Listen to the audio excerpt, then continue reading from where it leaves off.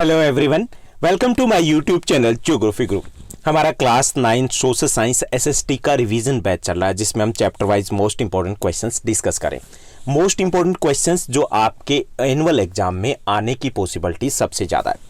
Most important questions की series like that of A one shot video है, जिसमें हम 20 मिनट्स के अराउंड टाइम लेते हैं और पूरा चैप्टर हम रिवाइज करते हैं। तो इसमें अब तक हम हिस्ट्री को, ज्योग्राफी को रिवाइज कर चुके हैं, इकोनॉमिक्स के भी मोस्टली चैप्टर्स हमारे कवर हो चुके हैं। अब हम पोल साइंस के चैप्टर्स को कवर करने की कोशिश करेंगे। इसमें हम सबसे पहले डिस्कस करेंगे 1 मार्क्स के क्वेश्चंस, यानी very short answer type questions. उसके बाद हमारे जो शॉर्ट आंसर टाइप क्वेश्चंस रहेंगे और लॉन्ग आंसर टाइप क्वेश्चंस रहेंगे। तो चलिए देखते हैं इस चैप्टर में, हमारे पॉलिटिकल साइंस के फर्स्ट चैप्टर लोकतंत्र क्या, लोकतंत्र क्यों में कौन से क्वेश्चंस है जो हमें अच्छे से प्रिपेयर करने हैं। सबसे पहले हम 1 मार्क्स के क्वेश्चंस के साथ शुरुआत करेंगे। जो हमारा पहला फर्स्ट क्वेश्चन दिया गया है, लोकतंत्र में अंतिम निर्णय लेने की शक्ति किसके पास होनी चाहिए। तो लोकतंत्र में अंतिम निर्णय लेने की शक्ति जनता के द्वारा चुने हुए प्रतिनिधियों के पास होनी चाहिए। क्योंकि लोकतंत्र क्या है, लोक जमा तंत्र।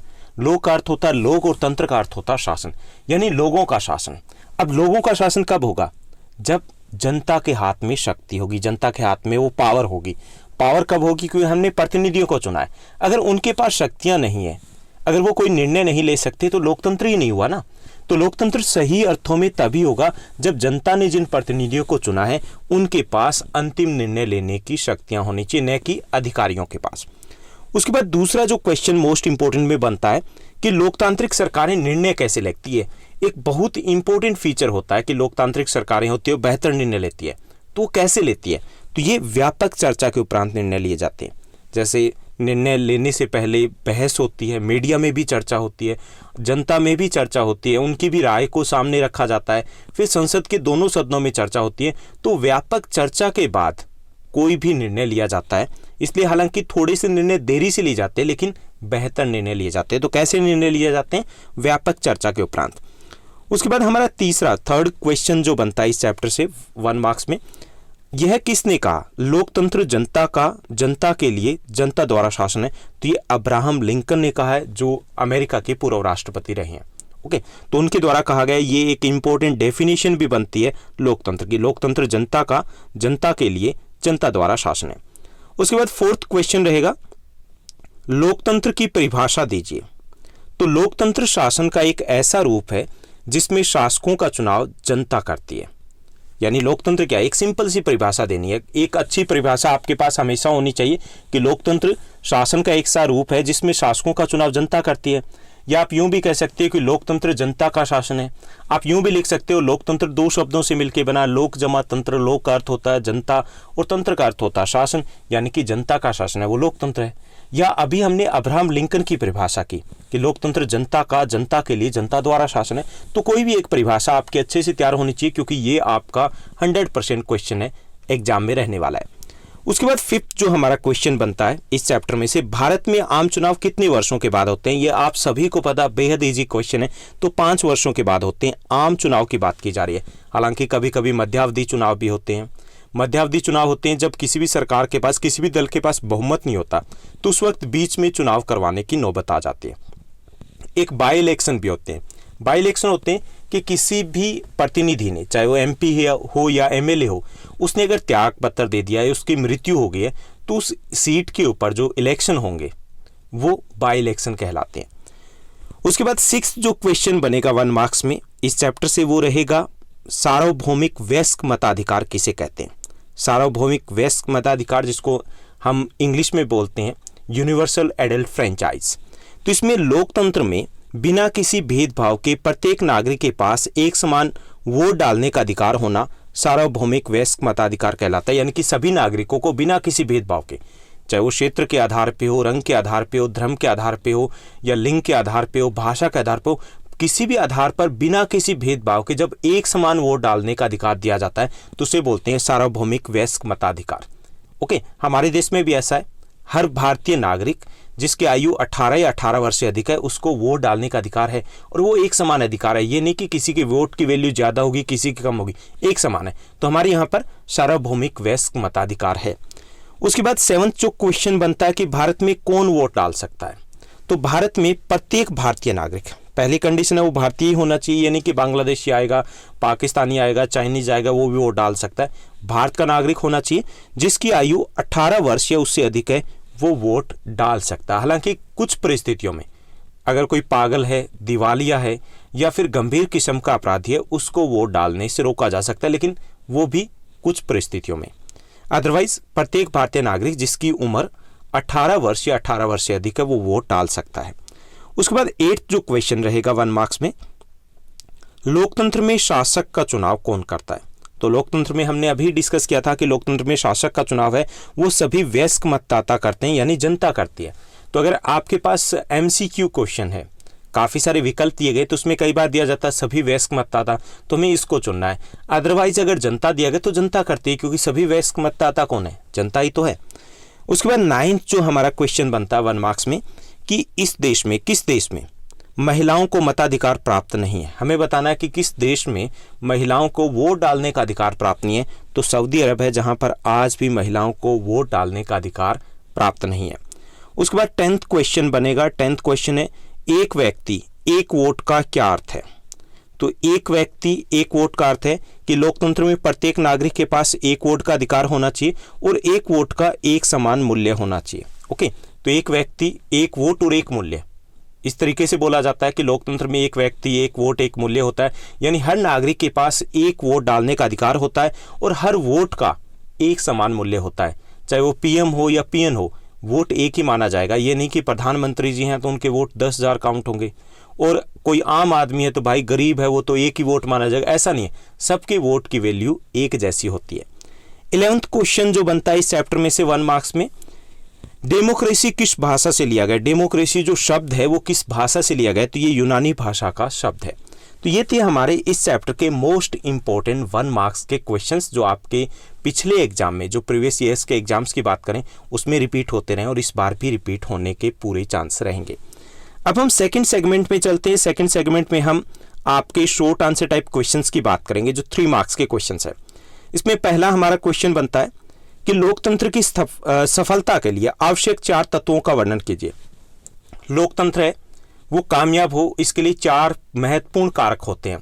तो उनमें से पहला कारक है सार्वभौमिक वयस्क मताधिकार होना चाहिए, यानी कि सभी लोगों को एक समान वोट डालने का अधिकार होना चाहिए और उनके वोट का मूल्य एक समान होना चाहिए।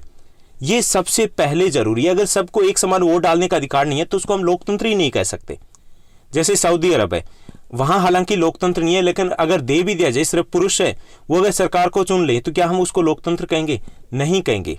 तो यहां पर पहली चीज है कि सार्वभौमिक वयस्क मताधिकार होना चाहिए। फिजी एक देश है, वहां पर आधे नागरिक जो मूल निवासी है उनके वोट का मूल्य, जो भारतीय वहां पर रहते हैं 45% के आसपास, उनके वोट के मूल्य से ज्यादा होता है। एक बराबर वोट नहीं है, तो क्या वहां लोकतंत्र है? नहीं है।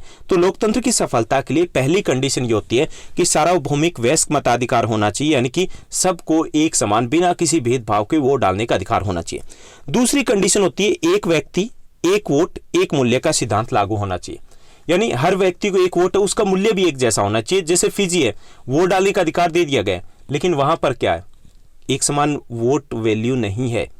एक समान वोट वैल्यू होनी चाहिए, जैसे हमारे देश में है, या USA की बात करें, एक व्यक्ति का एक ही वोटर, वो एक ही माना जाएगा। तीसरी जो कंडीशन होती है लोकतंत्र की सफलता के लिए कि स्वतंत्र और निष्पक्ष चुनाव होने चाहिए। अगर निष्पक्ष चुनाव नहीं हो रहे, स्वतंत्र चुनाव नहीं हो रहे, स्वतंत्र का अर्थ है कि किसी को डराया जा रहा है, धमकाया जा रहा है, पैसे दिए जा रहे हैं, तो क्या वो चुनाव में वहां लोकतंत्र है? नहीं है ना। जनता ने तो ठीक से चुन ही नहीं पा रही है, या निष्पक्ष नहीं है। जैसे जिम्बाब्वे में होता रहा है, रॉबर्ट मुगाबे वहां के राष्ट्रपति रहे, 1980 में चुने गए थे, चुने जा रहे, जीते जा रहे, क्योंकि उन्होंने निष्पक्ष चुनाव नहीं करवा रहे, किसी भी तरीके से चुनाव धांधली करके वो जीते जा रहे। तो स्वतंत्र और निष्पक्ष अगर चुनाव नहीं है तो इसका मतलब वहां लोकतंत्र नहीं है। तो लोकतंत्र की सफलता के लिए ये भी एक महत्वपूर्ण तत्व होता है कि स्वतंत्र और निष्पक्ष चुनाव होने चाहिए। फोर्थ जो आवश्यक कंडीशन होती है लोकतंत्र की सफलता के लिए, वो है कि अंतिम निर्णय लेने की शक्ति निर्वाचित प्रतिनिधियों के पास होनी चाहिए। अगर हमने अपने प्रतिनिधियों को चुन लिया, MP को चुन लिया, MLA को चुन लिया, और उनके पास पावर ही नहीं है कि वो डिसीजन ले पाए, तो काहे का लोकतंत्र हुआ? हमारे पास तो कोई शक्ति ही नहीं रही। तो ये भी एक कंडीशन होती है। ये 4 शर्तें होती है जब हम मानेंगे कि वहां पर लोकतंत्र होता है। पहला, सार्वभौमिक वयस्क मताधिकार होना चाहिए। दूसरी जो कंडीशन है, एक व्यक्ति एक वोट एक मूल्य का सिद्धांत होना चाहिए। तीसरी कंडीशन है, स्वतंत्र और निष्पक्ष चुनाव होने चाहिए। चौथी कंडीशन है, अंतिम निर्णय लेने की शक्ति निर्वाचित प्रतिनिधियों के पास होनी चाहिए। चलिए अब हम देखते हैं सेकंड क्वेश्चन जो 3 मार्क्स में, कि लोकतंत्र के मार्ग में आने वाली किन्हीं 3 बाधाओं का हमें वर्णन करना है। तो लोकतंत्र के मार्ग में आने वाली 3 बाधाएं, पहली निरक्षरता। ज़्यादातर जनता जो हमारे देश की है या बहुत सारे ऐसे देश हैं, अफ्रीकन कंट्रीज़ की बात करें, जहाँ जनता निरक्षर है, ना उन्हें ये पता है कि उनके अधिकार क्या हैं, ना ही उन्हें ये पता है कि किसको किस आधार पे चुनना है, ना ही उनकी उतनी अधिक रुचि होती सरकार के चुनने में। तो ये एक बड़ी बाधा है कि जब तक हम अलर्ट नहीं होंगे, अवेयर नहीं होंगे अपने अधिकारों को लेकर के, सही प्रतिनिधि को नहीं चुन पाएंगे, सच्चे को नहीं चुन पाएंगे, अच्छे को नहीं चुन पाएंगे, तो लोकतंत्र की सफलता कहीं ना कहीं अनिश्चित हो जाती है। दूसरी जो बाधा है वो है आर्थिक असमानता। अमीर गरीब आर्थिक असमानता 2 तरीके से प्रभावित करती है। एक तो जो गरीब व्यक्ति है, चाहे वो योग्य व्यक्ति है, वो चुनाव नहीं लड़ पाता क्योंकि पैसा नहीं है। दूसरा ये कि आर्थिक असमानता के कारण बहुत सारे लोग हैं वो चुनाव में रुचि नहीं लेते। तीसरा ये है कि आमतौर पे क्योंकि गरीब है तो कई बार पैसे वगैरह से भी उनके वोट को इधर से उधर डलवाया जाता है। तो आर्थिक असमानता ये भी लोकतंत्र की सफलता में एक चुनौती है, एक बाधा है। तीसरा जातिवाद या क्षेत्रवाद। आमतौर पे जो राजनीतिक दल होते हैं वो जाति के आधार पे या क्षेत्र के आधार पे या किसी अन्य आधार पे, धर्म इत्यादि के आधार पे समाज को बांटने की कोशिश करते हैं और हम उल्लू बन जाते हैं, हर बार उल्लू बन जाते हैं ज़्यादातर लोग। और हम उस वक्त भूल जाते हैं कि हमें अच्छे को चुनना है, हमें सच्चे को चुनना है, हमें रिश्तेदारी थोड़ी करनी है, हमें देश के लिए चुनना है, समाज के लिए चुनना है, लेकिन हम वहाँ पर भूल जाते हैं। तो ये जो क्षेत्रवाद या जातिवाद न केवल आपस में फूट डालता है बल्कि लोकतंत्र के लिए भी एक बड़ी समस्या, चुनौती और बाधा है। तो ये 3 प्रमुख बाधाएं हैं जो लोकतंत्र के मार्ग में आ रही है, जिनको हमें हटाना है। उसके बाद तीसरा जो क्वेश्चन बनेगा इस चैप्टर से मोस्ट इंपॉर्टेंट में, कि लोकतंत्र को सफल बनाने में नागरिकों में किन गुणों का होना आवश्यक है। एक जनरल क्वेश्चन बनता है कि हमें कौन से गुण होने चाहिए जिससे कि लोकतंत्र सफल हो। तो इसमें पहला कि नागरिकों को अपने कर्तव्यों और अधिकारों का ज्ञान होना चाहिए कि हमारे क्या ड्यूटीज़ बनती है, कौन से राइट्स हैं, ताकि हम अपने अधिकारों का ठीक से प्रयोग कर पाएँ और कर्तव्यों का निर्वहन कर पाएँ, क्योंकि अगर अधिकार लेते हैं तो हमारी कुछ जिम्मेवारियां भी बनती है। दूसरा, नागरिकों का शिक्षित होना बहुत महत्वपूर्ण है। शिक्षित नागरिक है वो ठीक से समझ पाते हैं क्या सही है क्या गलत है, किसी के बहकावे में नहीं आते, अच्छे प्रतिनिधि को चुन पाते हैं या फिर खुद एक अच्छे प्रतिनिधि बन पाते हैं। तो शिक्षित होना भी बेहद जरूरी है। तीसरा, नागरिकों में आपसी सहयोग और देश प्रेम का भाव भी होना चाहिए। आपसी सहयोग, मनमुटाव ना हो। अगर कोई राजनीतिक दल या आपस में इस प्रकार के मनमुटाव पैदा करने की कोशिश करते हैं तो हम उसका सामना कर पाएं, और देश सेवा की, देश प्रेम की या देश से समर्पण की, देश के प्रति लगाव की भावना होना भी हम में बेहद जरूरी है। तो लोकतंत्र को सफल बनाने के लिए हमारे पास ये गुण होने चाहिए। ये थे 3 मार्क्स के केवल 3 ही क्वेश्चन इस चैप्टर में से बन रहे हैं। हालांकि उनमें से भी हमारे सारे क्वेश्चन है, अगर हम फर्स्ट क्वेश्चन को छोड़ दें तो सेकंड और थर्ड क्वेश्चन इतने इंपॉर्टेंट नहीं है। उसके बाद सेकंड के बाद हम थर्ड सेगमेंट में चलते हैं, लॉन्ग आंसर टाइप क्वेश्चंस की बात करेंगे। तो यहाँ पर हमारा एक लॉन्ग आंसर टाइप क्वेश्चंस इस बार रह सकता है एग्जाम में, हर बार रहता है। यहाँ पर पहला जो क्वेश्चन बनता है लॉन्ग आंसर टाइप में, 2 ही क्वेश्चन बनेंगे। पहला है, लोकतांत्रिक शासन प्रणाली एक बेहतर शासन प्रणाली है, इस कथन के पक्ष में तर्क दीजिए। हमें बताना है कि लोकतांत्रिक शासन प्रणाली बेहतर है, ये बता रहे हैं हमें बताना है कि भाई सही बोल रहे हो आप। या फिर यही क्वेश्चन है जिसके आंसर सेम रहेगा कि लोकतंत्र के प्रमुख गुणों को लिखिए, लोकतंत्र के गुण क्या है, या लोकतंत्र की प्रमुख विशेषताएं लिखिए, या लोकतांत्रिक जो शासन व्यवस्था अन्य रूपों से, शासन के जो अन्य रूप हैं, जैसे अन्य रूप कौन से, राजतंत्र है, तानाशाही है, उनसे बेहतर है, क्यों। तो आंसर हमारा एक ही रहेगा, क्वेश्चन कई तरीके से पूछे जा सकते हैं। तो हमें बताने हैं लोकतंत्र के गुण, लोकतंत्र की विशेषताएं, या लोकतंत्र बाकी शासन व्यवस्थाओं से बेहतर क्यों है। तो इसमें पहला कि लोकतंत्र जनता का अपना शासन होता है। लोकतंत्र में शासकों का चुनाव जनता करती है। क्या राजतंत्र में करती है? क्या तानाशाही में करती है? बिल्कुल नहीं करती। राजतंत्र में जन्म के आधार पर, जैसे अकबर के बाद जहांगीर बने, शाहजहां बने, अपने आप बनते हैं ना, या तानाशाही में पावर के बल पे बनते हैं, दम जिसकी बाजू में ज़्यादा है वो ज़बरदस्ती बने। जबकि लोकतंत्र में ऐसा नहीं होता। लोकतंत्र की पहली विशेषता होती है कि जनता का शासन होता है, जनता शासकों का चुनाव करती है। सेकंड, जो दूसरी क्वालिटी होती है, गुण होता है, जो मेरिट होती है लोकतंत्र की, कि लोकतंत्र में जनता शासकों को बदल भी सकती है। In democracy people can choose there government and people can change their government. Choose भी कर सकते हैं, चेंज भी कर सकते हैं, यानी शासकों को बदल सकते हैं। क्या तानाशाही में बदला जा सकता है? नहीं बदला जा सकता। राजतंत्र में नहीं बदला जा सकता। तो ये भी एक महत्वपूर्ण गुण है जो लोकतंत्र को बाकी से अलग करता है। तीसरा, लोकतंत्र में कानून का शासन होता है। कानून से बड़ी सरकार नहीं होती, कानून से बड़े कोई भी नेता नहीं होते। कानून के अनुसार ही शासन चलाया जाता है और सब नागरिकों के लिए कानून एक समान होता है, चाहे वो अमीर हो या गरीब हो, चाहे वो छोटा हो या बड़ा हो, कोई भी हो, चाहे वो अंबानी हो, अडानी हो, चाहे वो कोई भी किसी भी पद के ऊपर हो, चाहे वो आम नागरिक हो, सब एक बराबर होते हैं कानून के लिए। तो कानून का शासन होता है, जबकि अन्य सरकारों में ऐसा नहीं होता। जो शासक होता है, जो तानाशाह होता है, वही कानून होता है, उसके मूड के ऊपर डिपेंड करता है। आपने हिस्ट्री में पढ़ा है, लुई 16 क्या कहा करता था? आई एम द स्टेट, मैं ही स्टेट हूँ, सब कुछ मैं ही हूँ। ऐसे ही जार निकोलस का था। तो यहाँ पर ऐसा नहीं होता। डेमोक्रेसी में कानून का शासन होता है, सारी शक्तियां जो होती है वो संविधान में होती है, उसी के अनुसार देश को चलाया जाता है। तो ये एक बड़ी विशेषता होती है, क्योंकि इसमें किसी के साथ जो पक्षपात होने की संभावनाएं हैं वो कम हो जाती है। चौथी विशेषता जो लोकतंत्र की होती है, लोकतंत्र में एक व्यक्ति, एक वोट, एक मूल्य होता है। यानी हर व्यक्ति को वोट डालने का अधिकार है बिना किसी भेदभाव के। उसको एक वोट डालने का अधिकार है और उसका मूल्य एक बराबर है, चाहे वो देश का कोई भी नागरिक हो। ओके। पांचवी विशेषता होती है लोकतंत्र की, जो लोकतंत्र को बेहतर बनाती है, कि लोकतंत्र में नागरिकों की गरिमा बनाए रखी जाती है। जो नागरिकों की गरिमा, उसका सम्मान किया जाता है। हमारे पास कुछ अधिकार होते हैं, मौलिक अधिकार है हमारे पास कुछ लीगल राइट्स भी है, कानूनी अधिकार भी है। अगर उनका उल्लंघन होता है हम कोर्ट में चले जा सकते हैं। क्या तानाशाही में ऐसा होता है? राजतंत्र में ऐसा होता है? बिल्कुल नहीं होता। यहाँ अगर सरकार भी हमारे अधिकारों का हनन करती है तो हम उन कानूनों के लिए, उन अधिकारों के लिए हम कोर्ट की शरण में जा सकते हैं। तो ये भी एक स्पेशल कह सकते हैं फीचर होता है, विशेषता होती है, गुण होता है जो लोकतंत्र का केवल लोकतंत्र में पाया जाता है। छठी जो विशेषता होती है लोकतंत्र की, कि लोकतंत्र में बेहतर फैसले लिए जाते हैं। फैसले व्यापक चर्चा के बाद लिए जाते हैं। मीडिया में बहस होती है, जनता में बहस होती है, न्यूज़ चैनल में बहस होती है, संसद के दोनों सदनों में बहस होती है, तब जाकर के कोई कानून बनता है। और जो समय है, टाइम है, वो थोड़ा सा अधिक लगता है, लेकिन बेहतर फैसले लिए जाते हैं। ज़्यादातर जनता को ध्यान में रखा जाता है, क्या ज़्यादातर जनता के लिए वो सही है फैसला, उसके बाद वो निर्णय लिए जाते हैं। तो ये भी एक विशेषता है। हालांकि जो हम तानाशाही राजतंत्र की बात करें, फैसले जल्दी लिए जा सकते हैं, लेकिन ज़्यादातर फैसले होते हैं वो गलत होते हैं। यहाँ पर गलती की संभावना कम रहती है।